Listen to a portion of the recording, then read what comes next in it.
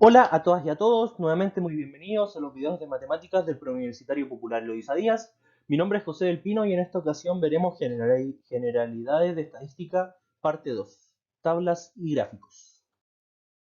Los contenidos que esperamos ver en este video son tabla de distribución de frecuencias y representación e interpretación de gráficos. Como bien vimos en el último video, una de las principales importancias de la estadística descriptiva era la representación de la información obtenida, ¿cierto? Tanto en tablas como en gráficos para su posterior evaluación e interpretación de la información obtenida. Así que comencemos. Por ejemplo, acá se nos muestra una tabla en la que se nos muestran las edades de diferentes alumnos pertenecientes a una escuela de fútbol. Ya nosotros vemos y decimos, ah, perfecto, entonces hay 14 niños o 14 niñas, 14 personas en general que tienen 12 años, 15 que tienen 13, 40 que tienen 14, 11 que tienen 15, 15 personas que tienen 16 años y 5 personas que tienen 17. Y eso lo podemos deducir bastante bien, pero más hacia allá ya no sabemos tanto o no lo podemos eh, deducir tan fácilmente. ¿Ya? Entonces vamos a ver qué significa cada cosa. Primero, vamos a tener la variable que corresponde a los datos que se están estudiando. Ya puede estar escrita en números o intervalos. Eso va a ser importante. En este caso está escrito en números. ¿Ya?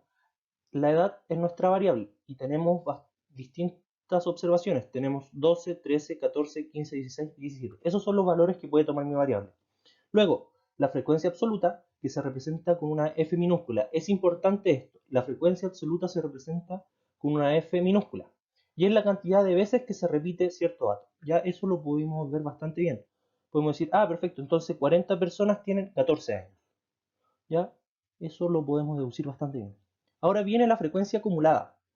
¿Ya? Y su representación es una F mayúscula. Muy importante. ¿Ya? ¿Y qué es la frecuencia acumulada? Es la suma de las frecuencias absolutas de todos los datos menores o iguales al valor estudiado. Entonces, por ejemplo, para el 15 la frecuencia acumulada es 80. ¿Qué quiere decir eso? Que en nuestra escuela de fútbol hay 80 personas que tienen 15 años o menos. Ya, eso es muy importante. Viene un arrastre de todo lo anterior. Y yo, por ejemplo, conociendo la frecuencia acumulada de dos intervalos, por ejemplo, de mi intervalo y del intervalo anterior, puedo conocer la frecuencia absoluta de mi intervalo. ¿Por qué? Porque 80 menos 69 me va a dar mi frecuencia absoluta. Con otras palabras, yo a la frecuencia absoluta acumulada anterior le sumo la frecuencia absoluta actual y me da la frecuencia acumulada actual.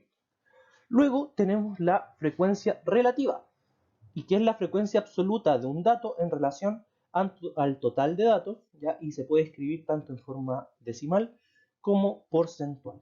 Bien, eh, nosotros con nuestra frecuencia acumulada conocemos cuál es el total de datos al tener el último dato u observación. En este caso hay 100 datos.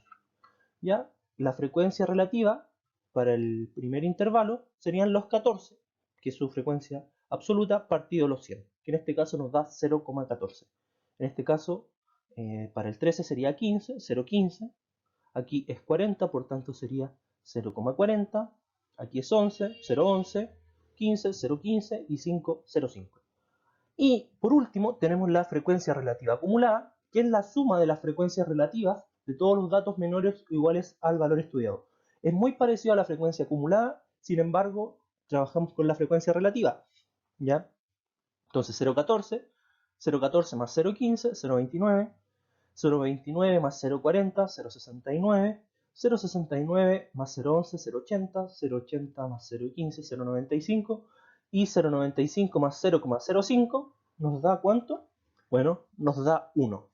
¿Ya? Y recuerden, muy importante, la frecuencia relativa acumulada siempre la suma, el última observación es 1, al igual que la suma de todas las frecuencias relativas.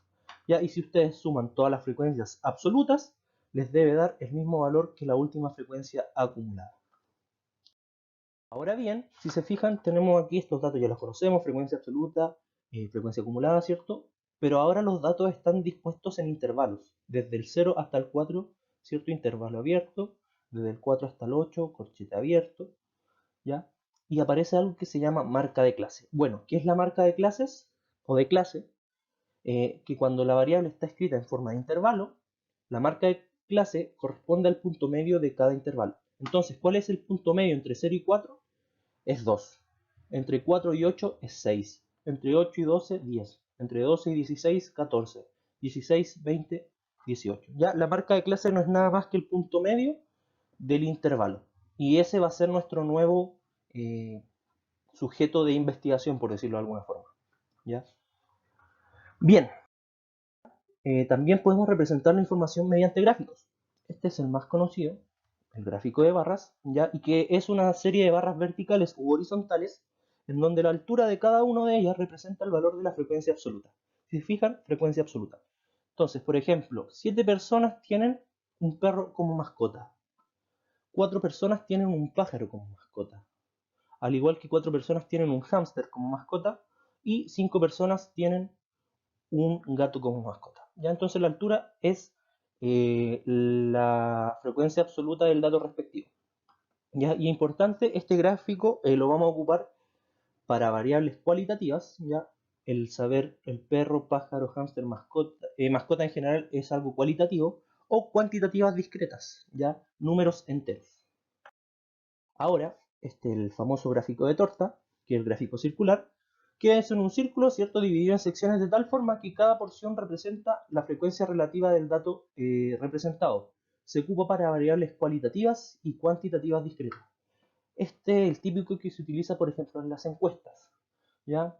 Ejemplo, el 50% de la población encuestada considera que este curso de matemáticas le ha servido mucho. El 40% considera que este curso de matemática no le ha servido y un 10% es indiferente. Ya, un ejemplo, no es un dato real. ¿Ya? Ahora también tenemos el histograma, que es similar al gráfico de barras, pero sin embargo, este es para variables cuantitativas continuas y por eso si se fijan, representa todo el intervalo. ¿Ya? Y el punto medio de cada intervalo se va a indicar la marca de clase. ¿Ya? Lo mismo acá, las frecuencias. Tenemos el polígono de frecuencias, que se coloca un punto en el lugar donde coincide la marca de clase y la frecuencia. Esto también es para variables cuantitativas continuas. ¿Ya? Y estos puntos después se juntan y se obtiene este gráfico.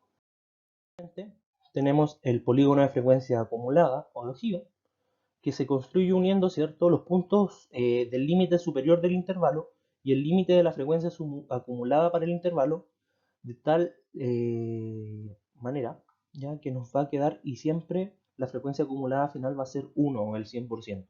Ya siempre vamos a llegar al 1 o al 100%. Para anclar el gráfico, ¿cierto?, se ocupa el límite inferior del primer intervalo. Ya eso es importante. Parte desde el límite inferior del primer intervalo en el 0. Ya frecuencia acumulada 0. Estimadas y estimados, espero haya quedado claro. Esto ya lo vamos a ver mucho mejor cuando empecemos a ver los distintos elementos como medidas de dispersión, medidas de tendencia central. Nos va a quedar mucho más claro. Sin embargo, es bueno tener una pequeña introducción. Que estén bien y nos estamos viendo en un próximo video. Hasta pronto.